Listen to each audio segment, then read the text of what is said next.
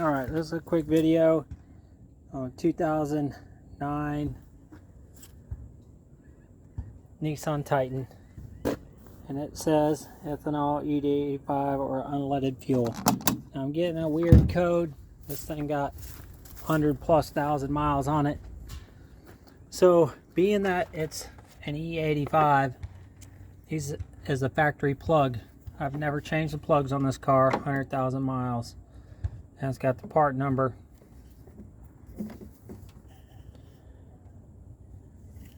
So that's what I wanted to do, was try to get the factory plugs. And so that's what I wanted to see was the number. 11D. Now I don't know if they even sell 11D anymore. But I was noticed these has some weird double tip on there.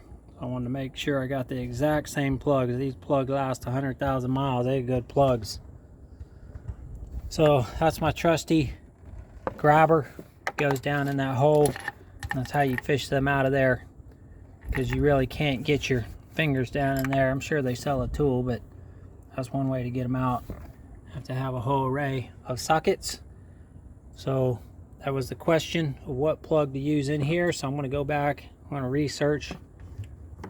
I know they have some cheaper ones that fit but only have 50,000 mile warranty. I'm going to get the 100,000 mile warranty ones, the regular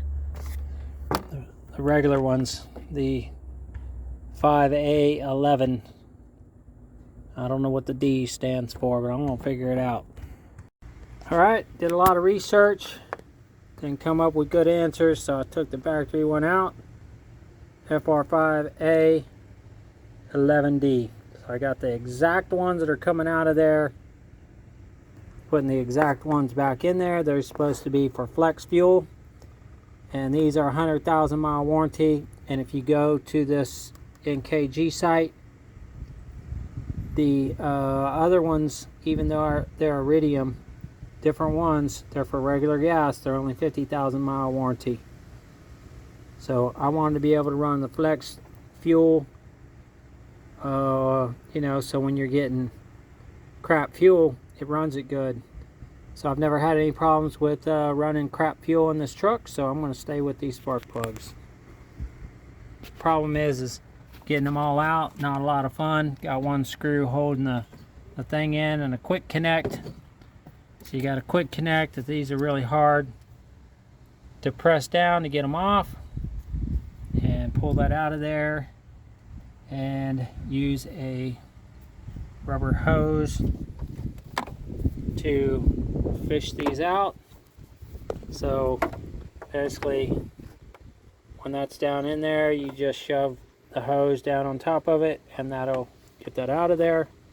And then put some anti-seize on the new one, a little bit on the threads. And obviously, even though these are really tight, some of the stuff has been getting in there past these threads. Some of the fire. Alright, the spark plug gap says it's 0.43 that I saw, and it is tight. I can't do it with one hand. But when you push that in there and push that in there, that's got to be really tight. They all go in tight. So the first one I did, I couldn't get it to fit in there, but by the time I went through them, it actually fit back in that first one. So 0.43, checked them all. So now I'm going to put a little anti-seize on the threads, start installing them.